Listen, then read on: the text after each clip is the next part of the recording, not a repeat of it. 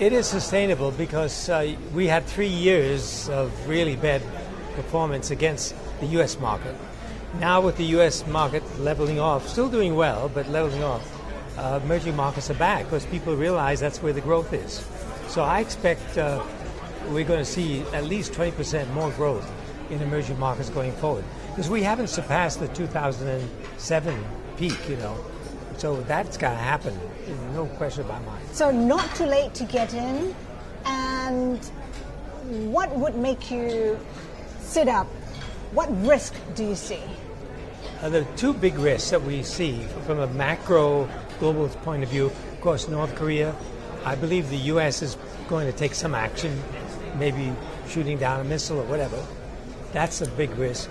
The other risk is the internet, the interruption of the internet and the whole global internet community, because you have these hackers who are going into systems, and with more and more cloud services being offered, with the whole Bitcoin thing and with these interlinking of systems, the possibility of a hacker disrupting the entire system on a global basis is there. And this is something that we have to look at very carefully.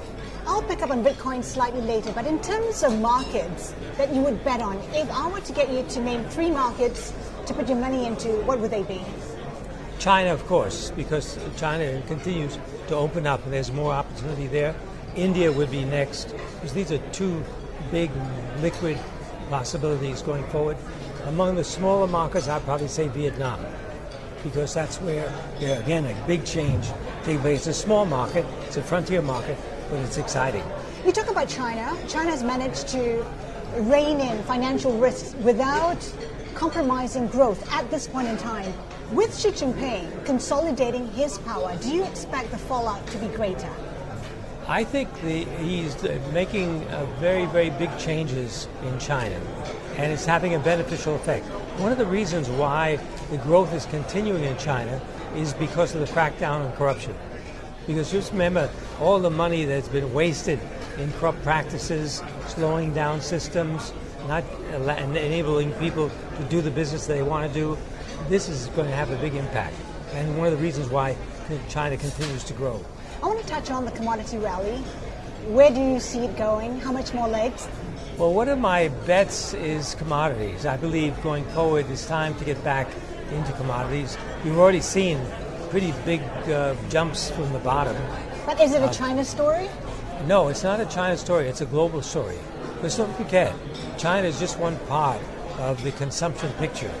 You have India coming in, you have the other big emerging markets coming in to consume more and more commodities.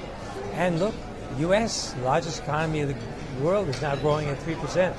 So, this commodity story is going to be with us for quite some time. Oil? Oil is up 90% from the absolute bottom. I'm not saying it's going to continue up, but you only need one little event to upset the whole balance in the oil market.